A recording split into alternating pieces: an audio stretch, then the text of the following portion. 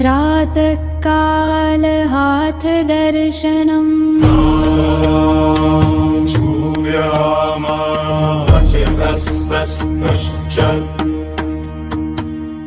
कराग्रे वसते लक्ष्मीकरमध्ये सरस्वती करमूले तु विन्द्रः प्रभाते करदर्शनम्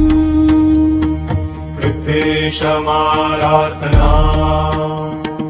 समुद्रवसने देवी पर्वतस्तनमण्डिते विष्णुपत्नी नमस्तुभ्यं पादस्पर्श क्षमास्व मे आदित्य नमस्तुभ्यम्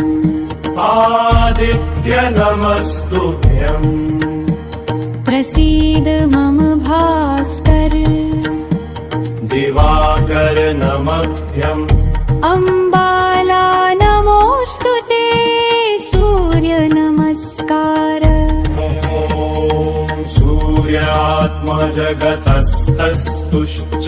आदित्यस्य नमस्कारान्ये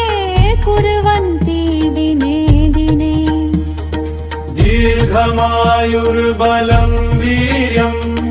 व्याधिशोकविनाशनम् सूर्यपादोदकं तीर्थं जठरे धारयाम्यहम् नवग्रहस्मरणम्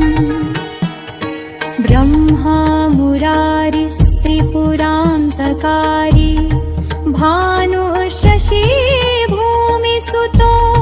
बुधश्च गुरुश्च शुक्रः शनिराहुकेतवः कुर्वन्तु सर्वे मम सुप्रभातम् स्नानमन्त्र गङ्गे च यमुने चैव गोदावरी सरस्वती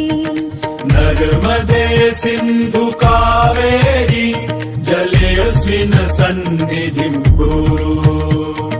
दीपदर्शनम् शुभं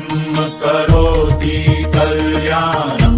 आरोग्यं धनसम्पदा शालुबुद्धिविनाशाय दीपज्योति नमोऽस्तु ते